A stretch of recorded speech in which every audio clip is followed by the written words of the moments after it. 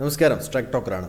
വനിതാ സംവരണ ബില്ല് ഭേദഗതി മണ്ഡലം പുനർനിർണയത്തിൽ തട്ടി ലോക്സഭയിൽ പരാജയപ്പെട്ടു. ലോക്സഭയിൽ നടന്ന വോട്ടെടുപ്പിൽ 2/3 ഭൂരിപക്ഷം ലഭിക്കാത്തതിനെ തുടർന്നാണ് വനിതാ സംവരണ ബില്ല് ഭേദഗതി പരാജയപ്പെട്ടത്. ഭരണപക്ഷത്തിന് 290 വോട്ടുകൾ മാത്രമാണ് ലഭിച്ചത്. പ്രതിപക്ഷത്തിന് അനുകൂലമായി 230 പേർ ബില്ലിനെതിരെ വോട്ട് ചെയ്തു. കഴിഞ്ഞ 12 വർഷത്തിനിടെ മോദി സർക്കാർ അവതരിപ്പിച്ച ഒരു ബില്ല് ലോക്സഭയിൽ വോട്ടെടുപ്പിൽ പരാജയപ്പെടുന്നത് ഇതാദ്യമായാണ്.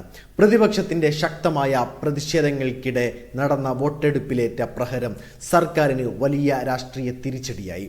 പ്രതിപക്ഷം അതിശക്തമായ പ്രതിഷേധം ഉയർത്തിയപ്പോൾ തന്നെ ബില്ല് പരാജയപ്പെടുമെന്ന സൂചന കേന്ദ്രത്തിന് ലഭിച്ചിരുന്നു.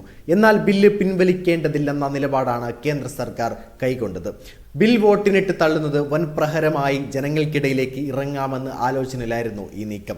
പ്രധാനമന്ത്രിയുടെ നേതൃത്വത്തിൽ പ്രതിപക്ഷത്തിനെതിരെയടക്കം വൻ പ്രചാരണം നടത്താനാണ് BJP ക്യാമ്പിന്റെ തീരുമാനം. എന്നാൽ വനിതാ സംവരണത്തെയല്ല, മണ്ഡല പുനർനിർണയത്തെയാണ് എതിർക്കുന്നതെന്ന വാദത്തിൽ തിരിച്ചടിക്കാനാണ് പ്രതിപക്ഷത്തിന്റെ നീക്കം. നിലവിൽ 543 സീറ്റിൽ എന്തുകൊണ്ട് വനിതാ സംവരണം നടപ്പാക്കിക്കൂടാ എന്ന ചോദ്യമാണ് പ്രതിപക്ഷം ഉയർത്തുന്നത്. വീഡിയോ ഇഷ്ടമായി ലൈക്ക് ചെയ്യുക, നിങ്ങളുടെ അഭിപ്രായം രേഖപ്പെടുത്തുക. കൂടുതൽ വീഡിയോസുകൾക്കായി ഈ ചാനലിലൂടെ തന്നെ സബ്സ്ക്രൈബ് ചെയ്യുക. This is strike talker signing off.